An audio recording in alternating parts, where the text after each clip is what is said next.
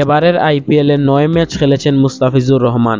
Run বন্যার আইপিএলে সম্ভবত সবচেয়ে বিরল দৃশ্য। আজ পাঞ্জাব কিংসের বিপক্ষে ইনিংসের 15তম ওভারে বিরলতম সেই ঘটনাই ঘটিয়েছেন মুস্তাফিজুর রহমান। মেডেন নিয়েছেন শশাঙ্ক সিংয়ের কাছ থেকে। ম্যাচে মুস্তাফিজের সেরা সময় এটি। 4 ওভার বল করে রান দিয়েছেন 21, তবে উইকেট পাননি।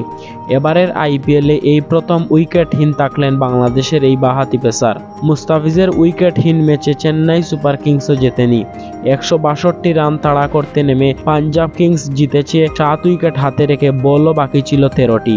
এবারের আইপিএলে বাংলাদেশ ক্রিকেট বোর্ড বিসিবি থেকে মুস্তাফিজের ছুটি ছিল 1 মে পর্যন্তই। উইকেট না পাওয়া মুস্তাফিজই অবশ্য ইকোনমির দিক থেকে দলের সেরা। চেন্নাই ম্যাচটা জিততে পারেনি স্কোরবোর্ডে খুব বেশি রানের পুঁজি করতে না পারায়। 10 ম্যাচে 10 পয়েন্ট নিয়ে চেন্নাই এখন 4 নম্বরে।